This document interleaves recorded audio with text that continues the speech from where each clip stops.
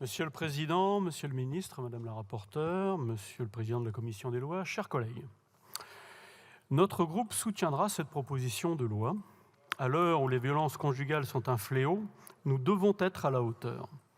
Je sais qu'à chaque fois que notre Assemblée est amenée à étudier un texte sur les violences faites aux femmes, ce sont les mêmes chiffres alarmants qui reviennent. Rien qu'en 2022, on recense 240 000 victimes de violences conjugales, essentiellement des femmes.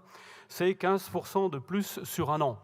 Espérons que c'est parce qu'il est plus facile de porter plainte et que c'est vrai que la prise des plaintes a été bien améliorée, que ce soit avec la gendarmerie ou avec la police. Concernant les féminicides, le bilan 2023 reste intolérable avec 134 femmes tuées selon les associations. Face à ces drames, l'ordonnance de protection a déjà démontré toute son utilité. Mais cet outil reste sous-utilisé. Je rappelle que seules 3 300 ordonnances ont été délivrées en 2020. Il faut donc améliorer cet outil.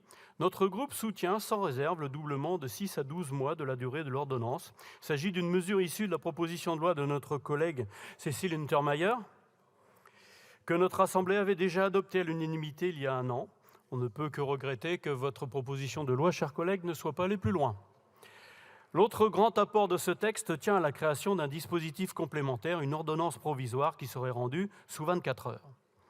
C'est une avancée essentielle qui est très attendue, en particulier par les associations de défense des droits des femmes et d'aide aux victimes.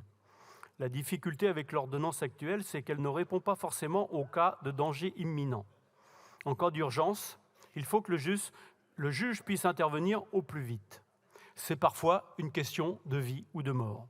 J'ai reçu des femmes dans ma permanence qui m'ont expliqué combien il était difficile de pouvoir écarter un conjoint violent ou un enfant violent, que ça avait été une véritable, un parcours du combattant pour elles.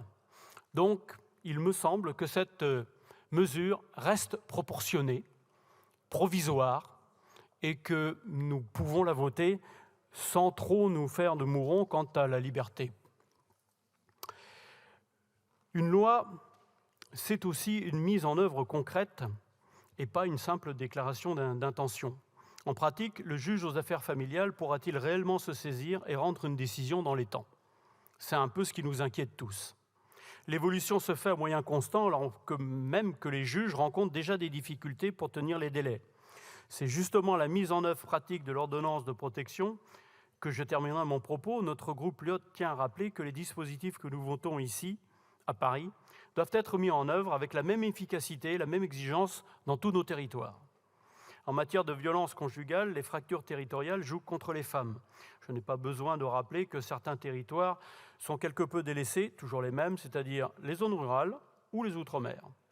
Je vais donner un exemple concret. En 2022, on a recensé 13 féminicides dans les territoires ultramarins. En dépit des alertes de mes collègues élus ultramarins et des associations, le combat contre les violences faites aux femmes manque de moyens et les mesures que nous votons trouvent souvent une application tardive. Sur le terrain, on voit par exemple que des dispositifs de téléphone grave danger ou d'aide d'urgence ne sont pas suffisamment disponibles en outre-mer. Je ne peux donc qu'espérer que la mise en œuvre de cette nouvelle proposition de loi sera à la hauteur des objectifs qu'elle se fixe. Et notre groupe, comme je l'ai déjà dit, votera évidemment pour ce texte. Je vous remercie.